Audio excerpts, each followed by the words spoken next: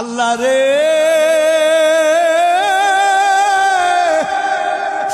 এই গুনাহগুলি নিয়া তোমার দরবারে কেমন করে হাজির হব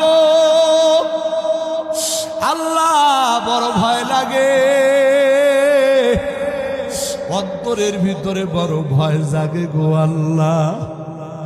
তবে আমি একটা কথা জানি আল্লাহ গো, মানুষ যতই গুনাহ করুক না কেন, মানুষের এই গুনার শেষেও তো তোমার রহমত আছে গো আল্লাহ। আল্লাহ আমি শুনেছি মানুষের গুনাহ যতই বড় হোক না কেন আল্লাহ, মানুষের গুনাহ থেকেও নাকি তোমার রহমতের দরিয়া আরো বিশাল। ও গো মালিক, জীবনে তোমার সিজদা দেই না, জীবনে তোমার ইবাদত বন্দেগী করি নাই আল্লাহ। বলতে বড় লজ্জা লাগে, কিন্তু তুমি ছাড়া তো আমার আর কেউ নাই গো আল্লাহ। আল্লাহ এই নাফরমান বান্দার প্রতি তুমি একটু দয়া করো না।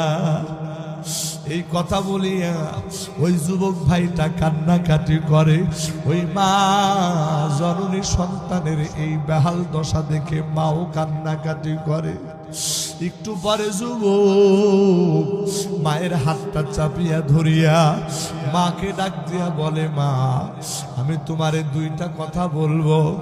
এক নাম্বার কথা হলো গো মা, এই দুনিয়ার থেকে আমার হায়াত যেই কোনো সময় শেষ হয়ে যাবে, যেই কোনো সময় আমি হয়তো বা দুনিয়া থেকে বিদায় নিয়ে যাব। মা গো মা,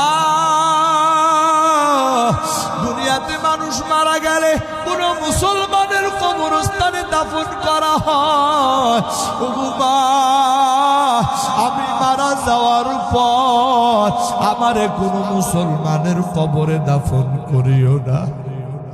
আমি যে কত বড় পাপী গো মা, আমার পাপের কারণে কবরের মানুষদের আযাব বেড়ে যাবে। ও গো মা, তোমারে দুইটা ওসিয়ত কইরা যায়। এক নাম্বার ওসিয়ত, আমার মৃত্যুর পরে তুমি আমারে মুসলমানদের কবরে দাফন করবা না। দুই নাম্বার ওসিয়ত, ও মা, এই দুনিয়ার সব থেকে নিকৃষ্ট প্রাণী হলো কুকুর।